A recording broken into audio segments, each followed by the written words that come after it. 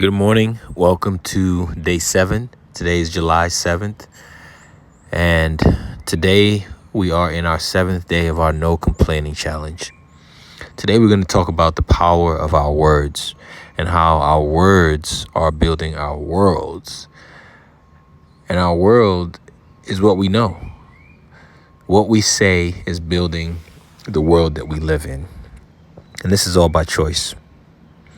So the question I have to start this day with is, if somebody followed you around, you had a fly on the wall and they listened to everything you said over the last 24 hours, over the last 7 days, what kind of future would they believe that you are anticipating? What kind of future would they believe that you're creating? What kind of future, based on what they hear you talk about, based on what they hear you say, would they be able to predict? Because I think our words are connected to our beliefs. And our beliefs will ultimately shape what we experience, how we experience, and what we see. Would they hear hopelessness? Would they hear frustration? Would they hear hope? Would they hear faith? Or would they predominantly hear fearful thoughts disguised as planning? Would they hear opportunity? Or would they hear doubt? Would they hear obstacles? Every word that we repeatedly say, the stuff that we neglect, the words that we think nobody else hears, but we hear them, those words are doing more than just expressing or communicating a feeling. They're shaping how we think, how we process, how we respond to things. They shape how we influence others, what we influence others with, and they direct the course of our lives in general. They determine which way we're going to go. Are we going to go there with a good attitude and the joyous expectancy of something great? Or are we going to go there with a negative attitude? And so today we're going to focus on the creative power of our words and why and how they're tied to this 30-day challenge of no complaining. Because the one thing that complaining does is it reveals your mind. But it doesn't just reveal your mind, it actually trains your mind. And we've talked about this in the past days, that complaining is not just about letting something off your chest. It's not just about venting, so to say. And the reason I know this is science, psychology tells us something different. Every time we repeat the same thought, the same phrase, the same issue, we're strengthening the neural pathway that's associated with that. And the brain automatically becomes more efficient at finding evidence to support whatever you've been saying. So if you're continuously saying, man, nothing ever works out for me, life is always hard, your mind is going to search for evidence. If you're constantly saying, people can't be trusted, they don't like me because of my age or because of my hair or every time I go here or because I'm a woman, your nervous system is going to expect the stress before it even arrives. It's going to look for the confirmation, and it's called confirmation bias. And it's our mind's ability to naturally look for, to find the evidence that confirms whatever we already believe.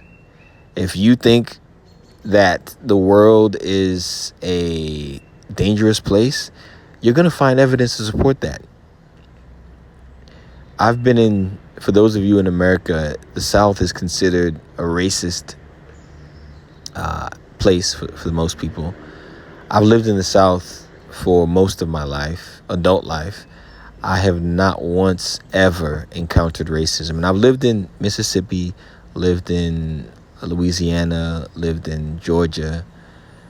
And I hear people all the time, well, not all the time, but I hear people a lot of times say, man, it's so racist. They hate us. I hear people say this about the entire country. And you will find what you're looking for. Complaining doesn't just mean, you describing your experience. You're training how you perceive reality. You're training what you look for. And I keep saying this, but the Bible is constantly confirming what neuroscience, what science, what we have come to find out in truth today.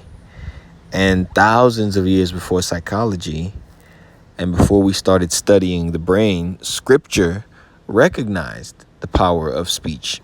And we've heard it. Death and life are in the power of the tongue. And notice it simply doesn't say words are important. It says death and life. Because that's what it comes down to. Every time you're speaking, are you speaking life or are you speaking death? And it says that our words, the power of the tongue, that's what carries that. And there's another verse that goes even further that's comparing the tongue to a small rudder on a ship. Because the rudder is small compared to the ship, but that rudder is what's responsible for the ship's direction. And likewise, our words, they might seem small, insignificant, but they determine where our mind, our relationships, our lifestyle, they determine all of that, where we're headed. And think about Genesis. Creation itself begins with words. Let there be light. I mean, could have said something else. I'm tired of this darkness. Could have been a complaint. But I think there was a recognition that there was something else needed, and the words preceded. So our words might not, be that powerful to create universes, but they can create our world. They can shape our world and how we experience it. And it's not about this whole toxic positivity or pretending, where we just constantly, pretend like nothing bad or nothing negative exists. Because some people are going to hear this message and think that we're just supposed to ignore reality.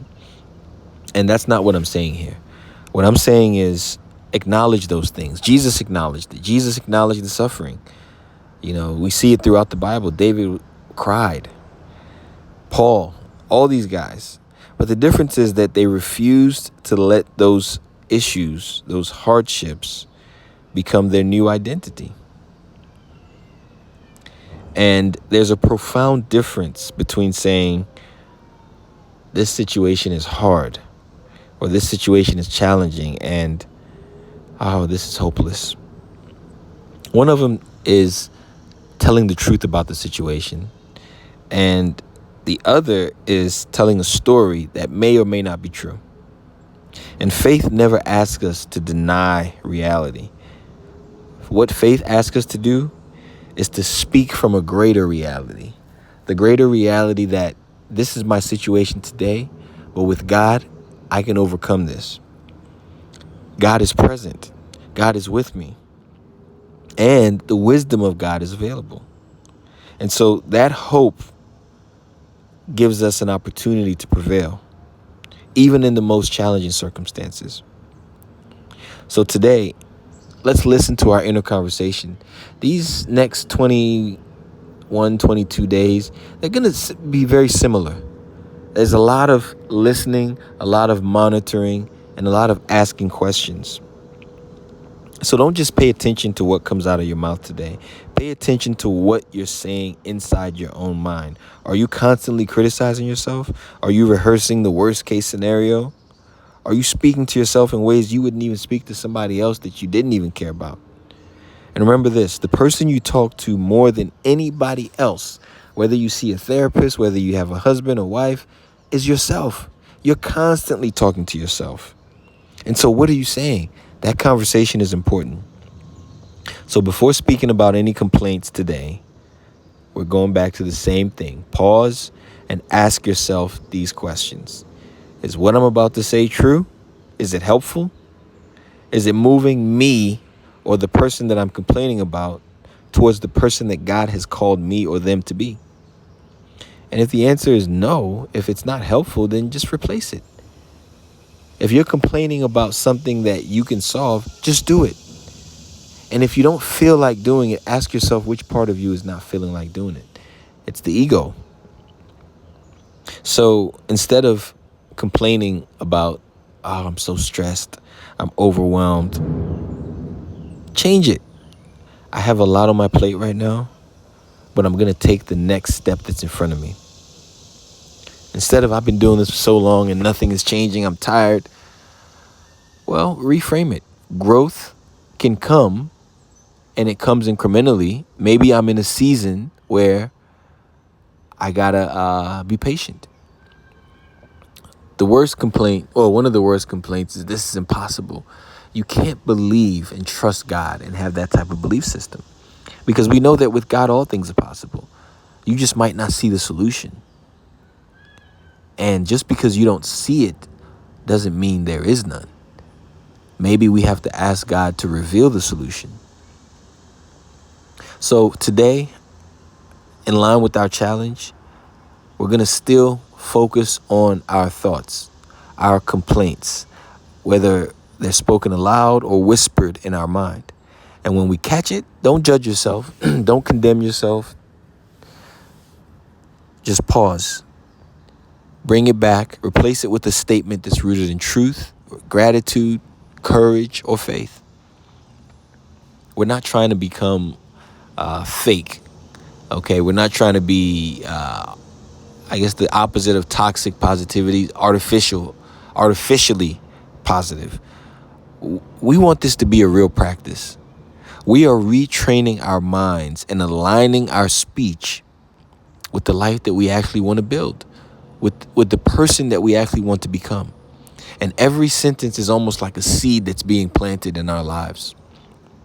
So today, what kind of harvest are your words really preparing?